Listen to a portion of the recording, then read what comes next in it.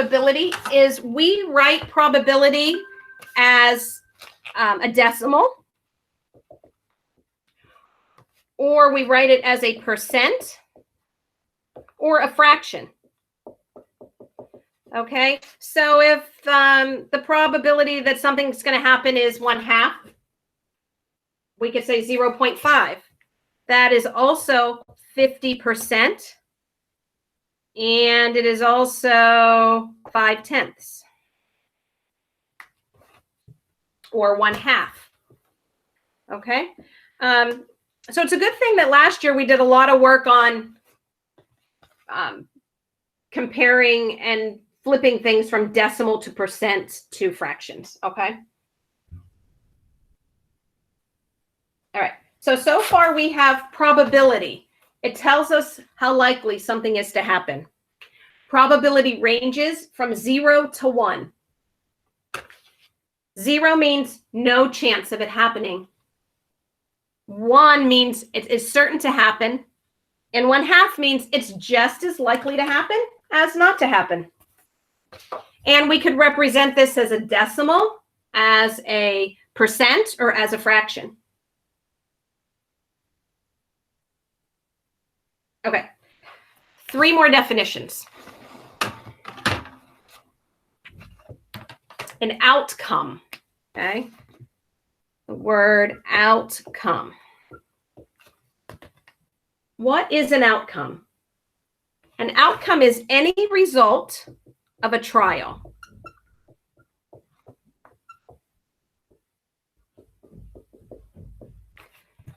Any result of a trial. Okay, for example, roll of a dice. I'll say roll of die. I'll just think one of them a die. Flip of a coin.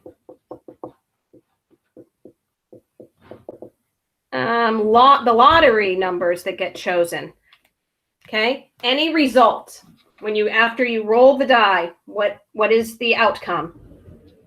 If you flip a coin, what is the outcome? All right, or if you play the lottery, what was the outcome? What were the numbers?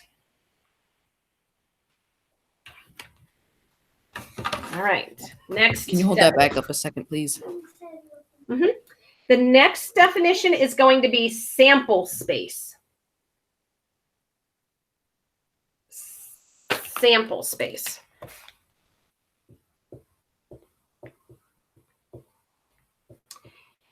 Okay, your sample space is a listing of all the possible outcomes.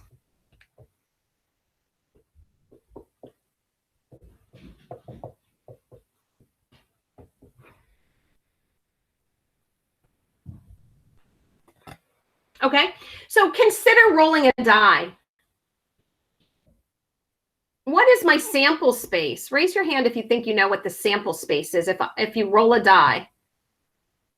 Emma? Like 1, 2, 3, 4, 5, and 6. Good.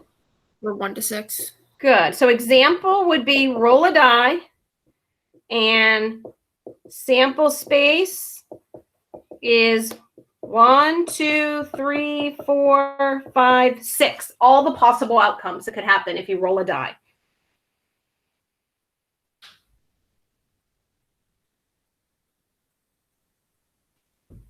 Okay. So that is your sample space, a listing of all the possible outcomes. Like if you roll a die, you could get 1, 2, 3, 4, 5, 6. Okay. Last definition for this. It is the word event. Event. Okay. An event is any specific outcome. I'll give you an example that'll make that a little bit more meaningful. But for now, just write the definition, event, any specific outcome.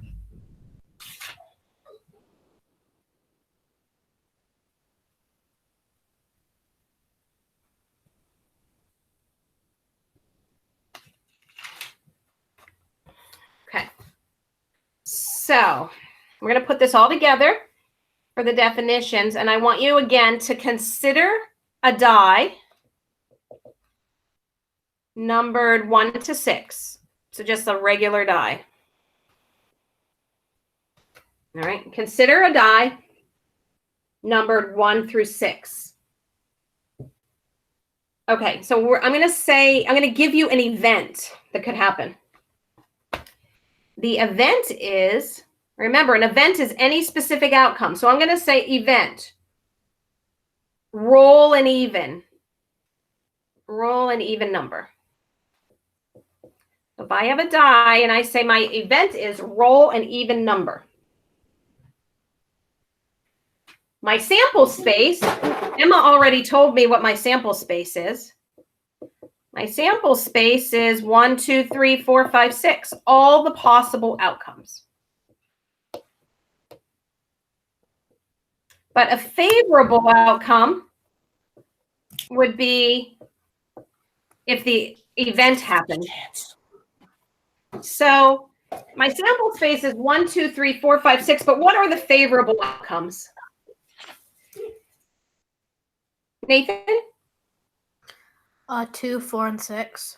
Exactly, the evens, right? Because the event was roll an even number. So our favorable outcomes are 2, 4, 6.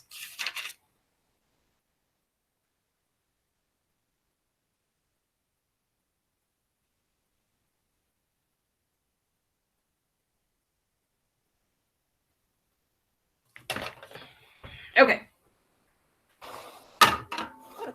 Next. So the probability of an event. All right, so probability, and then in parentheses next to it, right, event. Probability of some event, of whatever the event is. You find the probability by putting the number of favorable outcomes over the number of possible outcomes.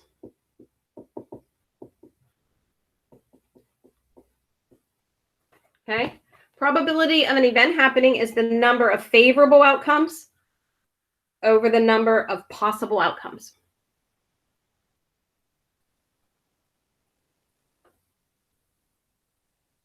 All right, so let's talk about the probability of rolling an even number.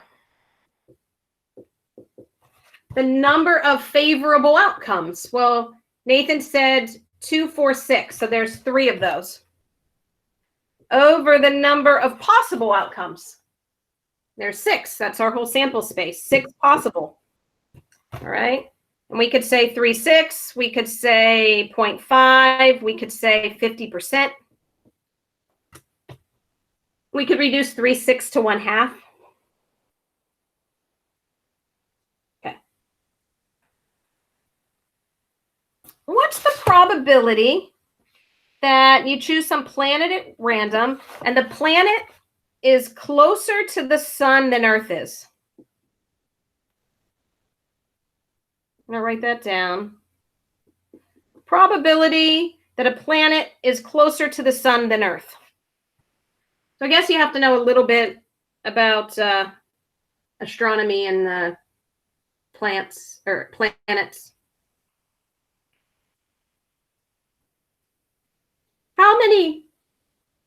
How far are we from the sun? Like where are we? We're the third planet away from the sun. Third. Oh, good. We're the third. Good. Earth is the third. And then you got Venus and Mercury's the closest, right? Yeah. It's a third chance. Okay. So there's Mercury, Venus, and Earth. Oh, here's the other thing, though. So the probability that a planet would be closer to the... How many planets are closer to the sun than Earth? 2. 2. So there's 2. So favorable outcomes is 2. Possible outcomes. How many planets are there? Anyone? It's over 8. 6. It's over 6. Lauren's saying 8. Is that because Pluto was kicked out? Yeah. When I was your age, there were 9, but yeah, I'm pretty sure they kicked out Pluto. Yeah. Poor Pluto. Okay. So there's 8 possible planets. So the probability that the planet is closer to the sun than Earth is 2 over 8. All right. Or we could say 1/4, 25%, 0.25.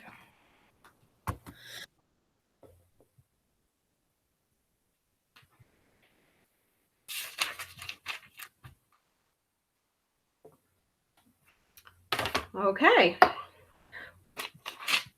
We have finished up pretty much that entire book. How are you guys feeling about that? Good. Yeah, me too. Yay, we're done. Do we have to have another one of these next year? Another. We're not really done, are we? Well, Well- we're gonna have to review. Ugh. No. Let me just look for some probability, and then I'll share my screen with you.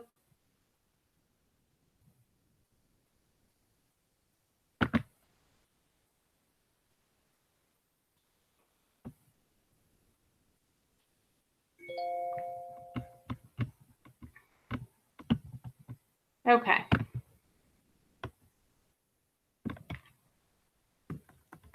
Looking for the probability problem on here, but maybe we'll just start from the beginning of it. Hang on.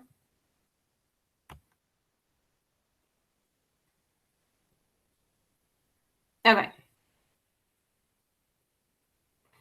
I really can't believe how much you guys have learned. Let me go back and share my screen. I can't either. It's a lot. Okay.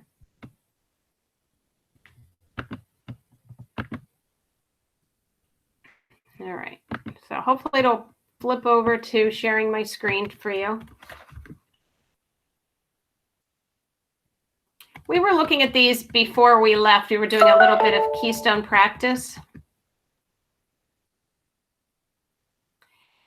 We should be at a point now when we go through these that we're not like, oh, we can't do that problem. Remember when we would practice at the very, 2 months in, 3 months in, and we'd say, we'll know these later. So we skipped some. Can you see my screen? Yeah. Yes. Okay. All right. So I remember that we were practicing these problems before you left, and we did this one. Okay. You might see 4 values. You have to be able to put something that's a fraction or a decimal, absolute value. You have to put those in the same form. It's usually easiest to turn them all into decimals and then compare them. And we had done this problem before we left. Also, number 2. But I know that we skipped over a little bit. So let's look at number 3. Oh, I think we did that one. Hang on. We'll find one we couldn't do before, like this one. Okay. Simplify. Okay. So My you guys, brother's annoying me. Don't worry about it. you guys can see that on the screen. Can you see my screen, Matthew?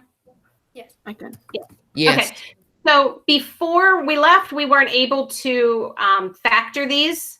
So what you're going to have to do is factor the top, factor the bottom, cancel out what you can, and see what it simplifies to. So I want to have you guys try that. All right. Let's go ahead and work on this problem.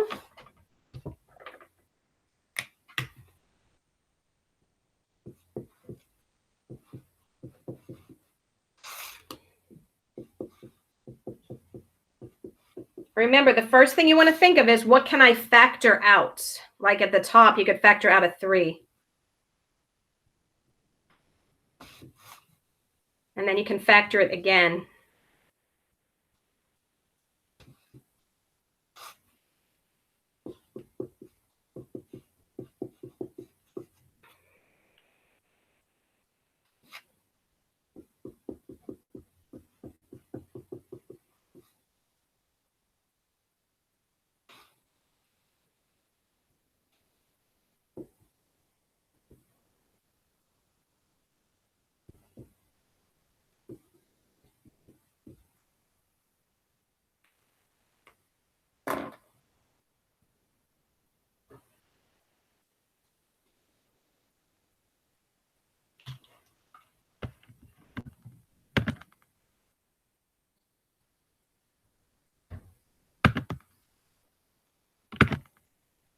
so you should have the problem written down and see the solutions. You're going to factor the top, factor it again, factor the bottom, factor it further, and then cross off things that'll cancel out. There's a lot to it.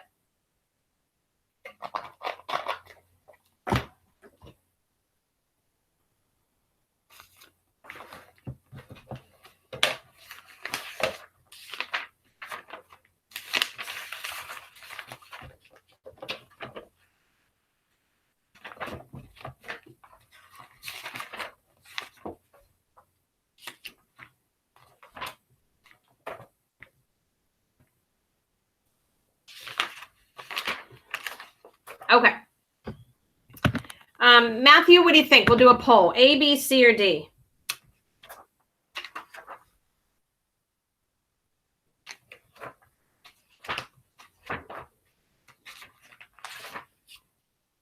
Matthew, can you hear me? What? I can't. Did you pick A, B, C, or D? I'll just pick C. Okay. And Nathan, what do you pick?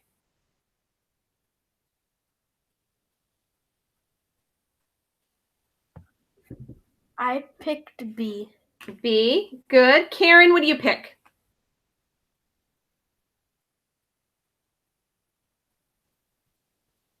I pick A. A. Okay. Lauren, what do you pick? I have B. B. Okay. Abby? I'm gonna say B too. B. Okay. Gavin?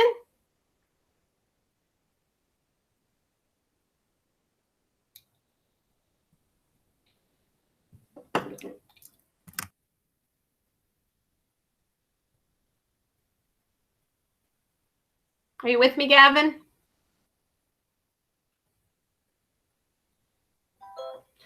Okay. Emma? I said B. Okay. And Nicholas? B. All right. So I got 1A, 5 Bs, 1 C, and Gavin I can't locate. Okay.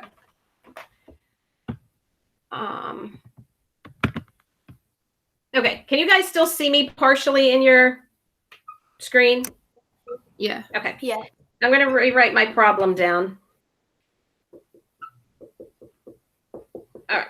So the first thing I'm going to do is factor a 3 out of the numerator. Okay. I factor out a 3, and I'm left with x squared plus x minus 2. All right. And I'm going to cross that off because I factored it. Okay. When I see that x squared plus x minus 2, I'm like, oh, I could factor that. So I'm going to break that up into 2 sets of parentheses and use my reverse foiling. That's going to be x plus 2, x minus 1. Okay, so that's what I have on top. 3, x plus 2, x minus 1. And then I have to work the bottom. So in my denominator, I'm going to factor out a 6. And I'm left with x squared plus 3x plus 2. Then I'm going to say, oh, wait, I could factor that to x plus 2, x plus 1. Okay. So on the top, I have a 3, x plus 2, x minus 1. On the bottom, I have a 6, x plus 2, x plus 1. So the x plus 2's cancel. The 3 and the 6 reduce. The 3, I cancel out the 3, it becomes a 1, and the 6 becomes a 2. So on top, I'm left with x minus 1. And on the bottom, 2 times x plus 1, which was C. I had 1 C. Yay, I got it. Matthew, did you work that all out, or were you just like working on it? No, I was trying to think about it, but I just took a guess. All right. And that may happen on the test where, you know, you're trying to get something, you get stuck. Always That'll pick never something. You don't want to happen leave it to blank me. if you get it wrong. And, you know, you have a 25% chance of getting it correct. But that's what you have to do is factor the top as far as you can, factor the bottom as far as you can. okay, and cancel those out to reduce it. So we'll practice some more of those.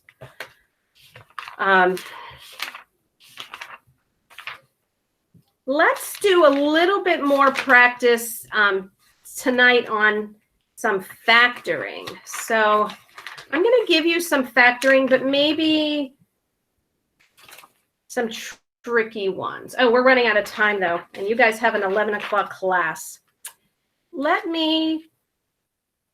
There's so much in your book that I think I've given you most of it already. How about if I send you an assignment this afternoon?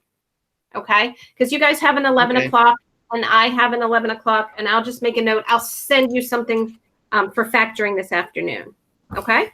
Okay. Okay. Have fun in religion, guys. Thanks. Bye. Bye. Bye.